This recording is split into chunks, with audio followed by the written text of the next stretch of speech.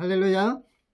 오늘은 에베소 두 번째 시간으로 에베소 교회가 어떻게 시작이 되었는지 살펴보도록 하겠습니다. 에베소 교회의 시작은 사도행전 18장 19절부터 19장 41절에 잘 나와 있습니다. 사도행전 18장을 보면 고린도에서 바울은 브리스길라와 아굴라 부부를 만나게 됩니다. 그래서 그들은 복음을 바울에게 듣고 바울의 충실한 동역자가 됩니다.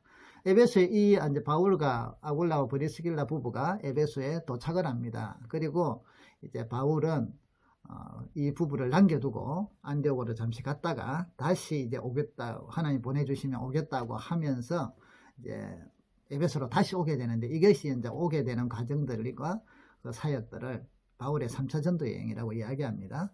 자, 그래서 이제 바울이 다시 에베소에 와서 사역을 시작하는데요. 그것이 바로 사도행전 19장의 내용입니다. 에베소는 지난번에 말씀드린 것처럼 로마에서 한 서너 번째로 큰 도시였습니다. 인구가 한 25만 명 이상이었다고 해요. 그리고 상업적으로 중요한 도시였고요. 아주 상업 교역의 중심 도시였고, 문화적으로도 우아한 건축물, 또 거대한 극장, 이런 것들로서 가득 찬 도시였습니다. 영적으로는 에베소는 특별히 이 고대 마술의 주요한 본거지였다고 합니다. 에베소에는 온갖 종류의 마술사, 요술사들, 그리고 돌팔이 은사들이 판쳤다고 합니다. 에베소에는 그렇기 때문에 로마가 지배하는 그 지역에서 제일 가는 신의 형상을 만드는 도시로, 신상 공장이 있는 도시로 유명했습니다. 사도행전 19장 24절에 보면 이 은장색이 은으로 아데미 신상 모형을 만들어서 직공들에게 좀 적지 않는 벌이를 하게 했다고 이야기하죠. 이런 공장이 많았다는 거죠. 그래서 아데미 신전, 신전 혹은 또 아데미 그 여신, 가슴이 24개가 달려있는 여신, 이런 신상들을 많이 팔죠.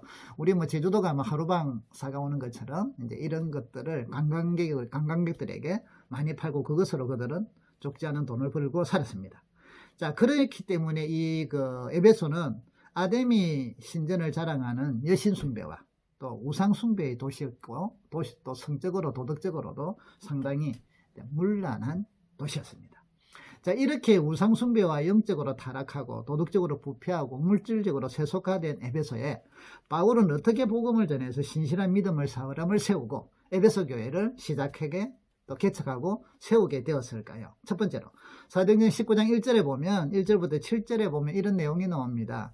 이제 바울이 처음에 이제 가서 제자들을 만나는데, 이들은 세례 요한의 세례를 받았던 사람들이에요. 그래서 복음에 열려 있는 사람들이죠. 그래서 그들에게 예수 그리스도가 구원자인 걸 가르치고, 예수의 이름으로 세례를 줍니다. 그리고 성령이 임하도록 안수했을 때 성령께서 그들에게 임하시고 그들이 방언도 하고 예언도 하게 됩니다. 자, 에베소에는 놀라운 이야. 첫 번째로 복음의 수용적인 사람들, 복음을 좀 이제 아는 사람들, 근데 예수 그리스도를 몰랐던 그들에게 먼저 하나님 나라를, 예수 그리스도를 증거할 뿐 아니라 성령이 임재가 있었다는 거죠. 에베소에 성령이 오셨다는 사실입니다.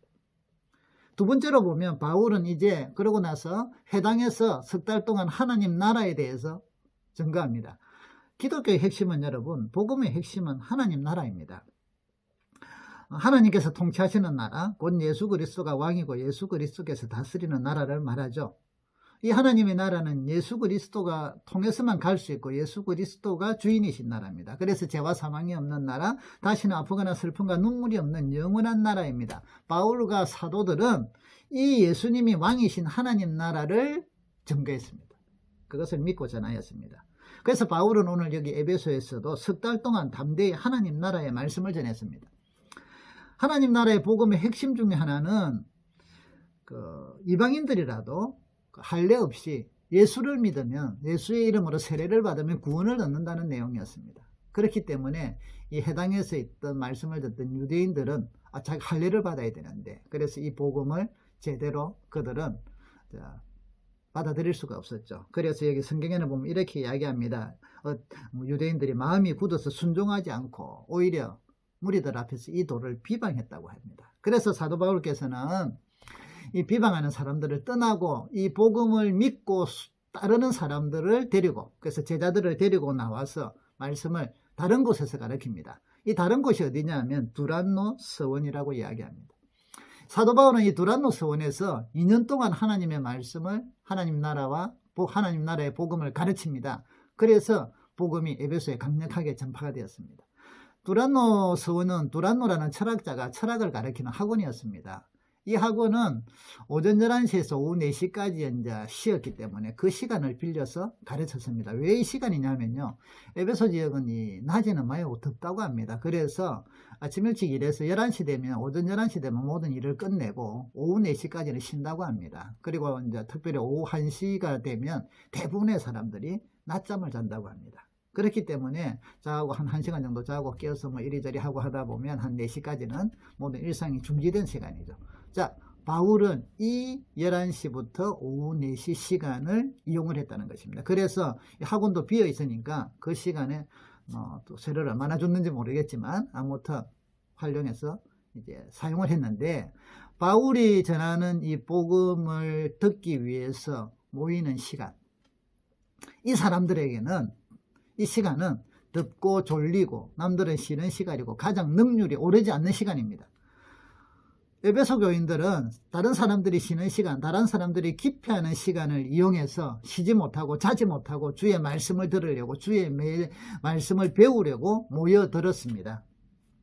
두란노 서원에요. 이것이 살아있는 기독교요, 살아있는 교회요, 살아있는 성도입니다. 여러분, 기독교는 2000년 역사를 살펴볼 때 가장 좋은 환경에서 말씀이 전파되고 뿌리 내린 것은 아닙니다. 가장 어려운 시간, 가장 힘든 상황, 가장 열악한 여건 속에서 복음은 전파되었고 뿌리를 내렸고 교회는 세워졌습니다. 지금도 마찬가지입니다.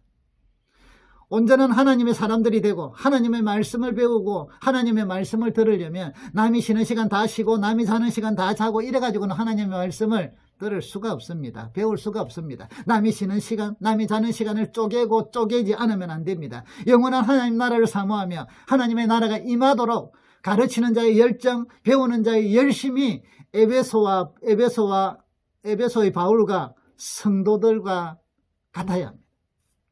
우리 교회는 이 코로나 장기화로 인해서 우리 성도님들이 영적 침체에 빠지지 않고 또 믿음의 성장을 위해 매일 성경 쓰기와 한 장 이상씩 또 성경 퀴즈를 하는데, 이를 위해 여러분들이 시간을 쪼개고 하루 종일 일하고 피곤하고 졸린 몸으로 성경을 쓰는 모습들, 그래서 밤늦게라도 이제 그 성경을 카톡에 올리는 모습을 보니 얼마나 귀하고 아름답고 감동스러운지요.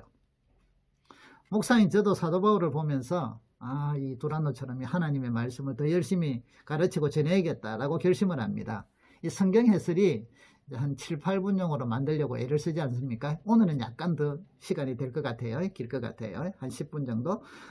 그런데 이 정도 한 8분에서 10분 되는 이 내용을 준비하는데 저는 하루 종일 걸립니다. 여러 자료들을 다시 살펴봐야 되고요. 이 본문에 해당되는 강의나 설교도 한 5에서 7편 정도는 가능한 한 들어봅니다. 그래서 모든 걸 종합해 가지고 강의 안으로 추리고 핵심적으로 만들어 보면 하루 종일 걸립니다. 그 강의안을 가지고 이제 녹화와 편집을 하면 또 아직은 실력이 제가 없으니까 한두 시간이 걸리죠. 근데 앞으로 이제 이거는 시간이 줄어들 겁니다. 어제도 원래 어제 저녁에 이 영상을 올리기로 했는데 어제도 하루 종일 걸려 강의안을 만들고 저녁 11시에 돼서 녹화를 끝냈습니다. 그리고 이제 편집을 하려고 하니까 도무지 마음에 안 들어요. 내용이 시원찮아요. 제 한에 안 차요. 그래서 자료를 다시 살펴보고 강의안을 작성하니 오늘 새벽 4시가 되었습니다. 그래서 조금 눈을 붙이고 아침에 다시 강의안을 보충해서 촬영을 해야지 하고, 오늘은 자전거 타는 운동도 포기하고요. 했는데 이제 지금 11시 넘어서 촬영을 합니다. 우리 교회는 하나님 나라가 임하고 하나님의 뜻이 이루어지도록 가르치는 자의 목사의 열정과 배우는 성도들의 열심이 에베소의 바울과 에베소 성도들과 같아지는 그런 목사와 성도와 교회가 되기를 소망합니다. 그래서 이 영정도에 하나님 나라의 말씀을 통하여 하나님 나라의 복음으로 인하여 놀라운 변화와 역사가 일어나기를 소망합니다.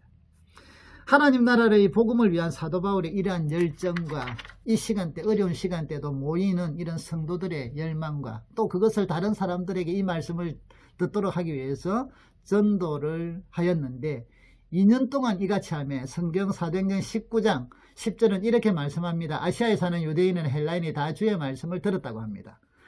또는 이제 이렇게 되니까 하나님께서는 이 말씀의 능력이 나타나도록 바울에게 놀라운 능력을 주셨어요. 그래서 바울이 손수건이나 앞치마를 병든 사람에게 얹으면 병이 떠나가고 악기가 나갔어요.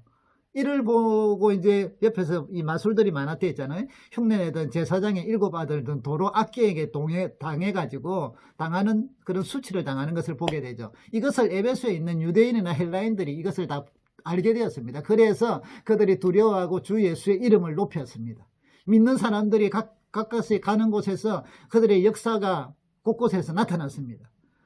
자, 마술을 많이 행하던 사람들, 마술을 먹고 살았던 사람들이 이 하나님 나라의 복음을 듣고 미신과 우생 숭배를 하던 그들의 삶을 돌이킵니다. 그래서 그들은 그동안 애지중지 여기고 그들이 보았던 책, 마술에 대한 책, 뭐 요즘 우리 같은 경우도 그런 거 많죠. 그래서 이제 뭐 점책 이런 것들, 그 책을 모아서 불을 태웠는데 5만이나 되는 분량의 책을 많은 사람들이 보는 데서 태웠다고 합니다.